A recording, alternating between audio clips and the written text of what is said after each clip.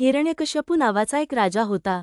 हिरण्यकश्यपू राजाने घोर तप करून ब्रह्मदेवाला प्रसन्न केले होते आणि त्यांच्याकडून वर मागून घेतला होता की त्याला माणसाकडून किंवा प्राण्याकडून मरण येणार नाही. दिवसा किंवा रात्री, घरात किंवा घराबाहेर सुद्धा मरण येणार नाही. ब्रह्मदेवांनी तथास्तु म्हणत त्याला वर दिला आणि यामुळे त्याला वाटू लागले की आता त्याला कुणीही मारू शकणार नाही. त्यामुळे राजाला अहंकार झाला. त्याला देवांपेक्षा मोठा असल्याचा अभिमान होऊ लागला. आता त्यासमोर कोणीही देवाचे नाव घेतलेले त्याला सहन होईना. हिरण्यकश्यपू राजाला प्रल्हाद नावाचा मुलगा होता. प्रल्हाद सतत देवाचे नाव घेई, सतत नारायण नारायण असा जप करतच असे. वडिलांना त्याचे जप करणे सहन होत नव्हते. त्याला कितीही समजावून सांगितले तरीही त्याचा जप सुरूच असायचा. प्रल्हादाचा नामजप ऐकून राजाचा राग अनावर होत असे. म्हणून राजाने आपल्याच मुलाला शिक्षा देण्याची सक्ती केली.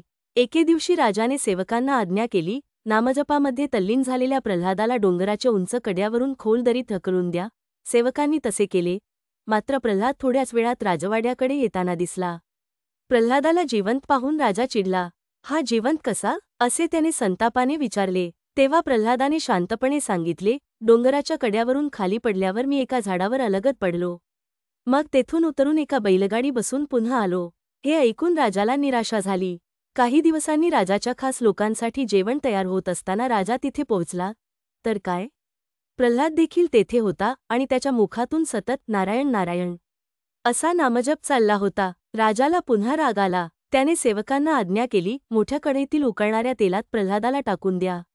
राजाची आज्ञा ऐकून सेवक घाबरले, पण आज्ञेचे पालन करणे आवश्यक होते. त्यांनी प्रल्हादाला उकळत्या तेलात टाकले. आता हा कसा वाचेल हे बघायला राजा स्वतः उपस्थित राहिला. तेव्हा कढईतून चारही बाजूंनी उकळत असलेलं तेल उडाले. सेवक भाजल्यामुळे ओरडत पळू लागले. पण प्रल्हाद मात्र अतिशय शांत उभा होता. हे आश्चर्य घडताना राजा पाहतच राहिला. बघता बघता कढईत कमळ दिसू लागले आणि त्यावर प्रल्हाद शांतपणे उभा होता.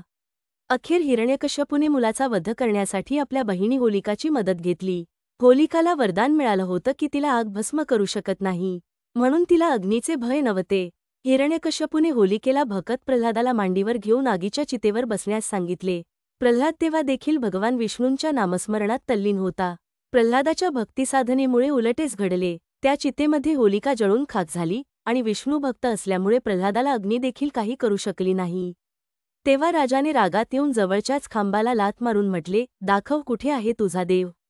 तोच प्रचंड गर्जना करत नृसिंह खांबातून प्रगटले. माणसाचे शरीर आणि सिंहाचे डोके, म्हणजे माणूस किंवा प्राणी नाही. उंबरठ्यावर, म्हणजे घरात किंवा घराबाहेर नाही. सायंकाळी, म्हणजे दिवसा किंवा रात्री नाही.